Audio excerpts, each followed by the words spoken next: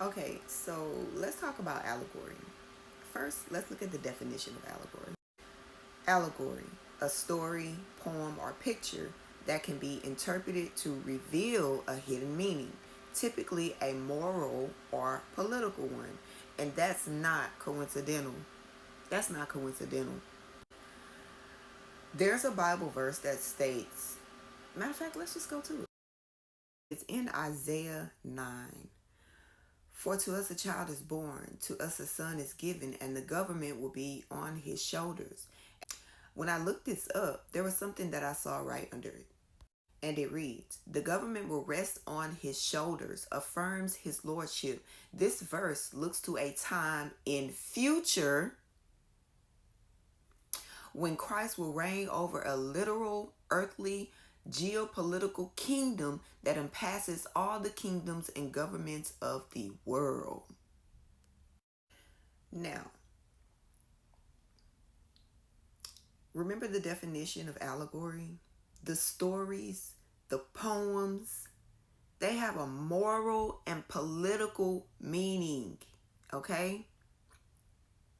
This book is about politics and government. The allegorical meaning behind the stories is to point you to the one that God chose that will have the government on his shoulder. It's all about politics. And I'm going to show you why most of your churches, your pastors, your camp leaders, why they can't give you the meaning behind the allegorical stories.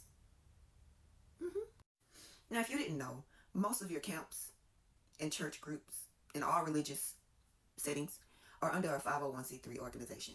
That's what they are. Most of them. I'm not going to say all of them, but most are. The majority of them are. Okay, it says the 501c3 organizations are highly regulated entities. Strict rules apply to both the activities and the governance of these organizations to ensure they truly fulfill their IRS defined purposes. IRS purposes? Or I thought this was about God and God's purposes. Well, let's move on. This means that the organization's work should solely serve its charitable purposes, not aiming to benefit shareholders or influence legislations in any way. Let's keep reading. Intervention in political campaigns or the endorsement, anti-endorsement of candidates for public office is strictly prohibited. Let's go back to that definition of allegory. A story, poem, or picture that can be interpreted to reveal a hidden meaning, typically a moral or a political one. In this case, what's being revealed is a moral, political movement. This is why your churches and your camps can't talk about it. It's political. They can't even be a part of it. It's political. Therefore, they have been lying on God, saying that it's religious when it's actually political. Abraham, Isaac, and Jacob. It's political. It's allegory. It's a story.